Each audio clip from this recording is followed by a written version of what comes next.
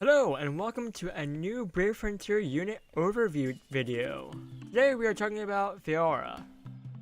I hope I'm pronouncing that right. There's a weird accent mark over the O and I'm not good at pronunciation, so hopefully I got that right. So I'm going to try and do this a little bit differently from how I did the Krista and Cindy videos, and just talk about the highlights and lowlights without talking about too much about the other stuff. So when I first saw Feora, when she was first announced at the BNC, not the past one, but the last BNC, before that one, I thought, I should go for her. She's a new dark unit. She's probably going to be pretty good.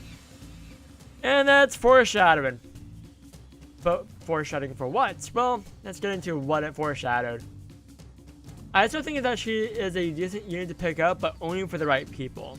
And, well, that should be covered over the lowlights and the highlights. And let's start off with the highlights. The highlights include the fact that she is the highest self-spark buffer of any unit. Ignoring her leader skill, let's assume we're not taking the leader skill into account whatsoever. On her super braver, she has a 300% boost to own spark damage.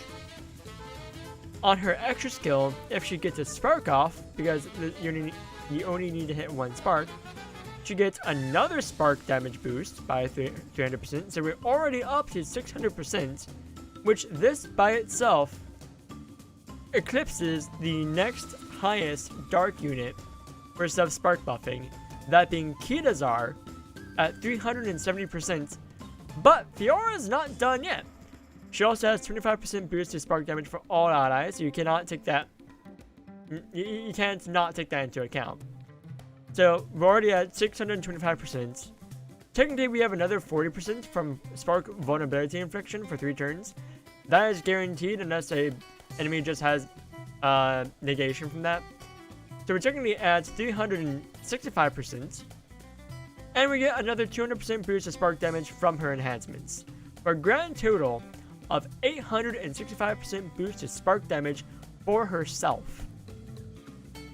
And I have to clarify for herself because she can go higher if you have the boosted spark damage for dark types for 3 turns effect on SBB, as well as her leader skill, which includes a 250% boost of spark damage, which brings it up to 1,215% boosted spark damage, which is the single highest amount boosted spark damage of any singular unit.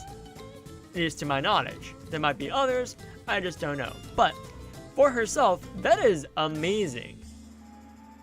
Not to mention, her Brave Burst is another highlight for her, outside of, you know, just being a good spark damage unit for herself. If you want to use her for utility, this is actually what I recommend using her for. And we'll get into why all that amazing spark damage boost does not matter in the lowlights.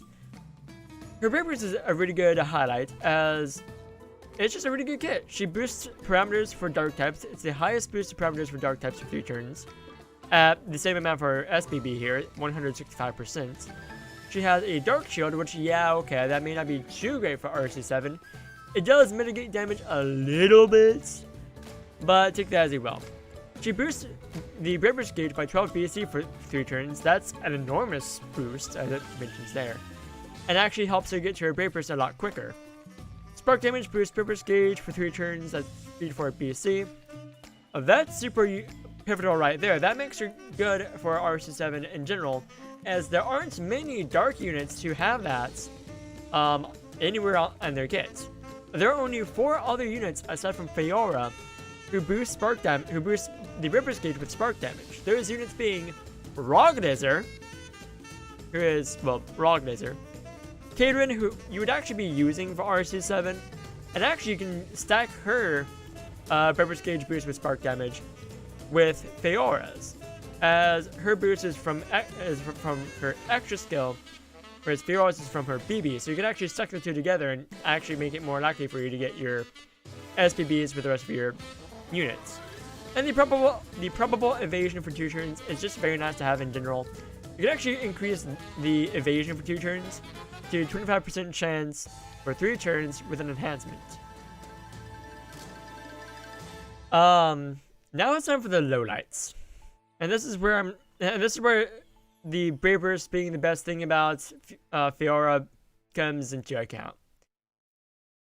As you may have noticed either before this video or as I've been scrolling around, her BB, SBB, UBB, and normal attack only hit once and only have a 1-hit combo.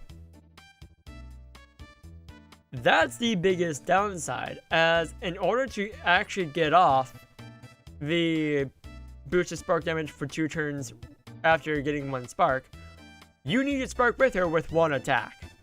And that attack comes out on frame 54, which is a little bit awkward to plan around. It's not impossible, and if you do actually manage to get her set up, and you can actually spark once she is set up, she does actually make up with her lack of multiple attacks with the amazing amount of damage she does, but she's just wholly unreliable because of the lack of multiple attacks and like multiple combos in her BBs. So I can't say that you should use her to nuke, as it's just really hard. So all in all, she's unreliable to nuke, but if you want to use her for RC7 for her Brave Burst, go on ahead. She's really good for that reason alone, and I do appreciate Brave Frontier releasing more and more units where their Brave Burst is actually the best thing for them for RC7. We have, of course, the RC7 units for that. We have Sydney, who's amazing for that. We have Feora now, who's actually fairly good for that. If you're lacking Kadrin, you don't want to use Rock Lizard, and you don't have Acnologia or Zaref, both of which are collaboration units, you can use Feora for the spark damage boost. Like, yeah, you're probably not going to go into the 3rd quest of the Dark RC7, but you're going to need to on at least the first one, if not the second one. So she's worth getting just for that reason alone.